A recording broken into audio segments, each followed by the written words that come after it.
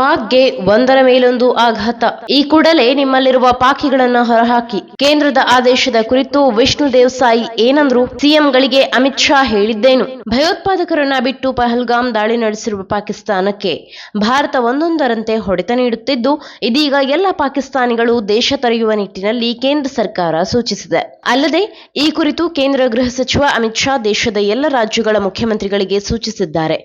ಎಲ್ಲರೂ ನಮ್ಮೊಂದಿಗೆ ಸಮನ್ವಯ ಸಾಧಿಸಿ ಪಾಕಿಸ್ತಾನಿ ಪ್ರಜೆಗಳು ಶೀಘ್ರ ಅವರ ದೇಶಕ್ಕೆ ಮರಳುವಂತೆ ನೋಡಿಕೊಳ್ಳಿ ಎಂದು ತಿಳಿಸಿದ್ದಾರೆ. ಇದೇ ವಿಚಾರಕ್ಕೆ ಪ್ರತಿಕ್ರಿಯೆ ನೀಡಿರುವ ಗೃಹ ಸಚಿವ ಡಾಕ್ಟರ್ ಜಿ ಪರಮೇಶ್ವರ್, ಪಾಕಿಸ್ತಾನ ಪ್ರಜೆಗಳು ಭಾರತ ತೊರೆಯಲು ಕೇಂದ್ರ ಸರ್ಕಾರ ಸೂಚನೆ ನೀಡಿದೆ. ರಾಜ್ಯದಲ್ಲಿಯೂ ಅನಧಿಕೃತವಾಗಿ ವಾಸವಾಗಿರುವ ಪಾಕಿಸ್ತಾನದ ಪ್ರಜೆಗಳ ವಿರುದ್ಧ ಕ್ರಮ ಕೈಗೊಳ್ಳಲಾಗುವುದು. ಸ್ಲೀಪರ್ ಸೆಲ್ಗಳ ಪತ್ತೆ ಮಾಡುವ ಕಾರ್ಯವನ್ನು ಮಾಡಲಾಗುತ್ತಿದೆ. ಅವುಗಳು ಕಂಡುಬಂದರೆ ಎನ್ಐಎಗೆ ಮಾಹಿತಿ ನೀಡುತ್ತೇವೆ ಎಂದು ಅವರು ಹೇಳಿದ್ದಾರೆ.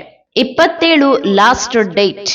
ಬಹುತೇಕ ಪ್ರವಾಸಿಗರು ಸೇರಿದಂತೆ 26 ಮಂದಿಯನ್ನ ಬಲಿ ಪಡೆದಿರುವ ಪಹಲ್ಗಾಮ್ ಭಯೋತ್ಪಾದಕ ದಾಳಿಯಿಂದ ಉಭಯ ದೇಶಗಳ ನಡುವಿನ ಉದ್ವಿಗ್ನತೆ ಹೆಚ್ಚಾದ ಕಾರಣ ಇದೇ ಏಪ್ರಿಲ್ 27ರಿಂದ ಪಾಕಿಸ್ತಾನಿ ಪ್ರಜೆಗಳಿಗೆ ನೀಡಲಾದ ಎಲ್ಲಾ ವೀಸಾಗಳನ್ನು ರದ್ದುಗೊಳಿಸಲಾಗಿ ಭಾರತ ಘೋಷಿಸಿತ್ತು. ಅದರ ಜೊತೆಗೆ ಪಾಕಿಸ್ತಾನದಲ್ಲಿ ವಾಸಿಸುವ ಭಾರತೀಯ ಪ್ರಜೆಗಳು ಆದಷ್ಟು ಬೇಗನೆ ತವರು ದೇಶಕ್ಕೆ ಮರಳುವಂತೆ ಸಲಹೆ ನೀಡಲಾಗಿದೆ. ಗೃಹ ಇಲಾಖೆ ನಿರ್ದೇಶನ ನೀಡಿದೆ. ರಾಜ್ಯದಲ್ಲಿರುವ ಪಾಕಿಸ್ತಾನಿ ಪ್ರಜೆಗಳ ಬಗ್ಗೆ ಛತ್ತೀಸ್ಗಢ ಮುಖ್ಯಮಂತ್ರಿ ವಿಷ್ಣು ದೇವಸಾಯಿ, ಪಹಲ್ಗಾಮ್ನಲ್ಲಿ ಹೆಚ್ಚಾಗಿ ಪ್ರವಾಸಿಗರ ಮೇಲೆ ಭಯೋತ್ಪಾದಕರು ನಿರಾಯುಧ ಅಮಾಯಕ ನಾಗರಿಕರ ಮೇಲೆ ದಾಳಿ ಮಾಡಿದ್ದಾರೆ. ಭಾರತ ಸರ್ಕಾರ ಈ ಬಗ್ಗೆ ಪಾಕಿಸ್ತಾನದ ವಿರುದ್ಧ ಕಠಿಣ ಕ್ರಮ ಕೈಗೊಳ್ಳಬೇಕು. ಅಲ್ಪಾವಧಿಯ ವೀಸಾ ಹೊಂದಿರುವವರ ವೀಸಾಗಳನ್ನು ರದ್ದುಗೊಳಿಸಬೇಕೆಂದು ನಮಗೆ ಕೇಂದ್ರ ಗೃಹ ಇಲಾಖೆ ನಿರ್ದೇಶನ ನೀಡಿದೆ ಎಂದಿದ್ದಾರೆ. ಇದಾದ ಬಳಿಕ ಪಾಕಿಸ್ತಾನಕ್ಕೆ ಬಿಗ್ ಶಾಕ್ ನೀಡಿರುವ ಭಾರತ ಎಲ್ಲ 17 ರೀತಿಯ ಪಾಕಿಸ್ತಾನದ ವೀಸಾಗಳನ್ನು ರದ್ದುಗೊಳಿಸಿ ಆದೇಶಿಸಿದ್ದು, ಭಾರತದಲ್ಲಿರುವ ಪಾಕಿಸ್ತಾನದ ಪ್ರಜೆಗಳಿಗೆ ಸಂಕಷ್ಟ ಎದುರಾಗಿದೆ.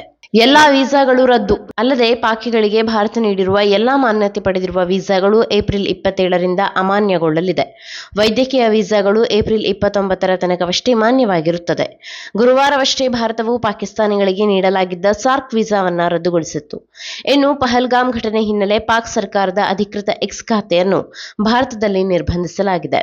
ಭಾರತ ಸರ್ಕಾರದ ಮನವಿ ಮೇರೆಗೆ ಎಕ್ಸ್ ಪಾಕ್ ಸರ್ಕಾರದ ಖಾತೆ ಅಮಾನತು ಮಾಡಿದೆ. ಹೀಗಾಗಿ ಭಾರತದಲ್ಲಿ ಇನ್ಮುಂದೆ ಪಾಕಿಸ್ತಾನದ ಎಕ್ಸ್ ಖಾತೆಯನ್ನ ಬಳಕೆದಾರರಿಗೆ ನೋಡಲು ಸಾಧ್ಯವಾಗುವುದಿಲ್ಲ. ಈ ಮಾಹಿತಿ ನಿಮಗೆ ಇಷ್ಟವಾಗಿದ್ದಲ್ಲಿ ಈ ಬಗ್ಗೆ ಕಮೆಂಟ್ ಮಾಡಿ, ವಿಡಿಯೋನ ಲೈಕ್ ಮಾಡಿ, ಶೇರ್ ಮಾಡಿ. ನಮ್ಮ ಚಾನೆಲ್ನ ಸಬ್ಸ್ಕ್ರೈಬ್ ಮಾಡದಿದ್ದಲ್ಲಿ ಬೇಗ ಸಬ್ಸ್ಕ್ರೈಬ್ ಮಾಡಿ. ಧನ್ಯವಾದ. ಬೆಂಗಳೂರಿನ ಬೆಸ್ಟ್ ನೀಟ್ ಕೋಚಿಂಗ್ ಅಕಾಡೆಮಿ ಅಂದ್ರೆ excellence NEET academy. NEET crash course and NEET long term coaching admission ಪ್ರಾರಂಭ. ಈ ಕೂಡಲೇ ಸಂಪರ್ಕಿಸಿ. 84ರಿಂದ 50 kg ಬಂದೆ. ಆಮೇಲೂ ಸಣ್ಣಗೆ ಫಿಟ್ ಆಗಿದ್ದೀನಿ. ಅದಕ್ಕೆ ನಾನು ಯೂಸ್ ಮಾಡ್ತಾ ಇರೋದು ಜೀನಿ ಸ್ಲಿಮ್. ಸಣ್ಣ ಆಗಕ್ಕೆ ಜೀನಿ ಸ್ಲಿಮ್ ಯೂಸ್ ಮಾಡದೆ ಹೆಲ್ದಿನೂ ಅದೇ. ನೀವು ಸಣ್ಣ ಆಗಬೇಕಾ, ಹೆಲ್ದಿ ಆಗಬೇಕಾ? ಹಾಗಿದ್ರೆ ಜೀನಿ ಸ್ಲಿಮ್ ಯೂಸ್ ಮಾಡಿ. ಸಣ್ಣ ಆಗೋದಕ್ಕೆ ಯಾವುದೋ ಪ್ರಾಡಕ್ಟ್ ಹೇಳ್ತಾ ಇದ್ದಾಳೆ, ಏನಾದರೂ ಸೈಡ್ ಎಫೆಕ್ಟ್ಸ್ ಇದೆ ಅಂತ ಯೋಚನೆ ಮಾಡ್ತಾ ಇದ್ದೀರಾ? ಖಂಡಿತ ಇಲ್ಲ. ಯಾಕಂದರೆ ಇದು ಕೆಮಿಕಲ್ ಫ್ರೀ. ಸಣ್ಣ ಆಗಬೇಕು ಅಂದರೆ ಜೀನಿ ಸ್ಲಿಮ್ ಯೂಸ್ ಮಾಡಿ. ಹೆಚ್ಚಿನ ಮಾಹಿತಿಗೆ ಕೆಳಗೆ ಡಿಸ್ಪ್ಲೇ ಆಗ್ತಿರೋ ನಂಬರ್ಗೆ ಕಾಲ್ ಮಾಡಿ.